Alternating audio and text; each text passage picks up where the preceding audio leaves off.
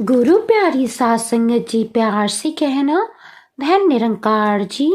सात संगत जी, कैसे हैं आप सभी? आशा करती हूँ कि सतगुरु माता जी की रहमतों से आप सभी बहुत ही खुश और स्वस्थ होंगे। सात संगत जी, सेवा करते वक्त ना फल के बारे में सोचना चाहिए, ना ही फल को खोजना चाहिए। तो आइए संतो जी, आज की साखी सुनते हैं। सात संगत जी, सासू माँ ने अपनी बहू रजनी से कहा, रजनी बेटा, ये शाम के वक्त ऐसे तैयार होकर कहाँ जा रही हो? रजनी ने अपनी बुजुर्ग सासू माँ से कहा, टोक दिया ना, क्यों अब हर काम आपसे पूछकर करूं? रजनी थोड़ा भड़कते हुए अपनी सासू माँ से बोली। सासू माँ ने कहा, बेटा वो तो तुम्हें पता है मुझे डायबिटीज है, तो दवाइयों के साथ साथ खाने का भी तो ध्यान रखना पड़ता है। रजनी ने बोला, हाँ हाँ पता है, तुम्हारी बीमारी का बनाकर टेबल पर रख दिया है, खा लेना और मुझे ऐसे मत टोका करो। कॉलोनी में जागरण है, सभी माँ की भक्ति का आनंद लेने जा रहे हैं, मुझे भी वहां जाना है। आखिर दुनियादारी भी तो कोई चीज है। आपकी तरह बिस्तर पर पड़े पड़े बड़बड़ाने की आदत नहीं है मेरी। इतना अच्छा मूड से मैं तैयार हो रही थी और आपने टोक कर मेरा सारा मूड खराब कर दिया। मैंने सोचा था कि जागरण में जाकर माता की भक्ति में लीन हो जाऊंगी, लेकिन आपने तो मूड ही खराब कर दिया। अब छोड़ो ये सब बातें, खैर मैं जा रही हूँ, 12 बजे तक आ जाऊंगी। इतना कहकर रजनी मुंह बनाते हुए बाहर निकल गई। 2 घर बाद अपनी पड़ोसन सुधा को आवाज देते हुए कहा, सुधा, ओ सुधा। सुधा ने दरवाजा खोलते हुए कहा, हाँ दीदी, क्या हुआ? रजनी ने कहा, अरे तू अभी तक तैयार नहीं हुई, भूल गई क्या? आज माता के जागरण में चलना है। देख तो मैं तैयार हो गई। सुधा बोली, नहीं दीदी, मैं नहीं जा सकूंगी। रजनी ने कहा, क्यों, क्या हुआ? तब सुधा ने जवाब दिया, दीदी, वो सुबह टॉयलेट जाते समय मेरी सासू माँ बाथरूम में गिर गई थी। कमर और कूल्हों में दर्द है उनके। डॉक्टर को दिखाया था तो डॉक्टर ने दर्द का ट्यूब लगाने के लिए कहा और गर्म पानी की सिकाई के लिए बताया था। वैसे एक्सरे भी करवाया था, कुछ नहीं आया। शुक्र है कि कुछ फ्रैक्चर वगैरह नहीं हुआ था। अब उनके सोने से पहले एक बार और दर्द पर सिकाई करनी है, फिर दर्द वाला ट्यूब लगा दूंगी ताकि उन्हें रात भर सुकून मिलता रहे। दोनों हाथों को जोड़ते हुए सुधा ने रजनी से कहा, दीदी, आज मैं नहीं जा पाऊंगी। रजनी बोली, अरे सुधा, तू ये सब में क्या पड़ी है? अरे माता रानी की भक्ति कर, वो झोलियां भर देती हैं खुशियों से।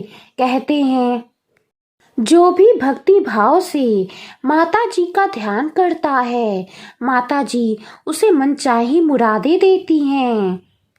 आज हमारा पूरा कॉलोनी माता रानी की भक्ति में मग्न है। ये जागरण रोज रोज तो नहीं होते। इस तरह के जागरण में जाने से, माता जी की भक्ति करने से इंसान को पुण्य मिलता है। पुण्य, कुछ पुण्य कमा ले, अगले कई जन्म तुम्हारे सुधर जाएंगे। सुधा ने कहा, दीदी, अगले पिछले जन्मों का तो पता नहीं। इंसान को जो भी अच्छा कर्म करना है अपने इसी जन्म में कर लेना चाहिए। पाप और पुण्य तो इसी लोक में है, और मेरे लिए घर के बुजुर्गों की सेवा से बड़ा कोई पुण्य नहीं है, इससे बड़ी कोई भक्ति नहीं है। अगर मैं अपनी माँ समान सासू माँ को दर्द में तड़पता छोड़कर जागरण में माता जी की भक्ति भी कर लूंगी तो मुझे मन में सुकून नहीं मिलेगा। जानती हो, यहाँ जो ईश्वर की कृपा से एक बेटी को दूसरी माँ का प्यार और साथ मिला है, इससे बड़ा कोई पुण्य नहीं हो सकता।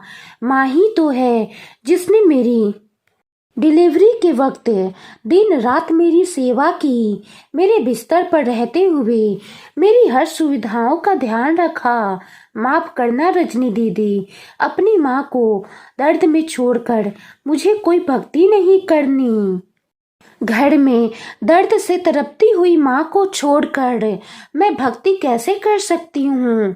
आप बताओ, क्या माता रानी मेरी इस भक्ति को स्वीकार करेंगी? वो कभी मेरी इस भक्ति को नहीं स्वीकार करेंगी। इतना कहकर सुधा अंदर चली गई और रजनी का चेहरा उतर सा गया।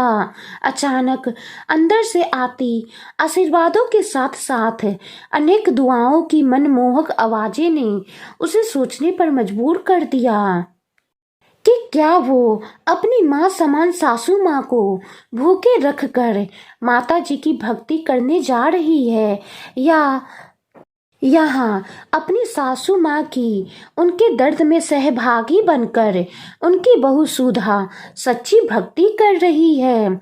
अचानक उसने भी अपने दोनों हाथों को जोड़कर अपने कानों को छुआ और बोली, मुझे माफ करना माता रानी, आपकी भक्ति तो मैं अपने घर के मंदिर में भी कर लूंगी, मगर सचमुच जो घर में विराजमान असली माता जी हैं, पहले मुझे उनकी सेवा करनी जरूरी है।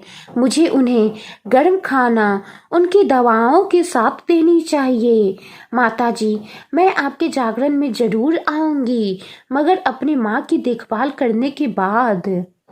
इतना कहकर रजनी भी वापस घर के लिए मुड़ गई और अपनी माँ समान सासू माँ से क्षमा मांगी, गरम गरम खाना परोसा और साथ में बैठकर खाई भी। फिर अपनी सासू माँ को दवाई दी और फिर उन्हें सुलाया।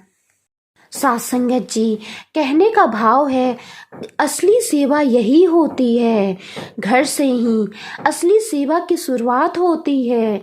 सासंगत जी, हम घर में सेवा नहीं करते और बाहर जाकर कूद कूद के सेवा करते हैं, तो क्या वो सेवा का फल मिलेगा?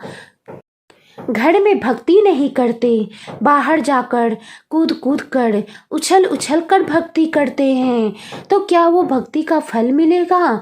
सासंगत जी, तब तो वो दिखावे की भक्ति, दिखावे का सेवा हो जाएगा। सासंगत जी, सतगुरु माता जी भी यही कहती हैं कि सेवा सबसे पहले अपने घर से ही शुरू करनी चाहिए। सासंगत जी, मनुष्य हमेशा अपने भाग्य को ही कोसता है, ये जानते हुए भी कि भाग्य से भी ऊंचा उसका अपना कर्म है जो उसके स्वयं के हाथों में है। सासंगत जी, सतगुरु माता जी ने भी अपने विचारों द्वारा फरमाया है कि जो विश्वास को दृढ़ बनाए, ऐसे भक्त का संग करे, प्रभु का जो एहसास कराएं, ऐसे भक्त का संग करें। बाबा जी ने भी कहा है, सच्चे सेवक सेवा को किसी दायरे में नहीं बांधते। असली सेवा वही होती है जो दायरे से बाहर हो, और सेवा तो सबसे पहले अपने घर से शुरू होती है। सासंगत जी, अगर वाणी में कोई गलती हो गई हो तो बख्श लेना जी।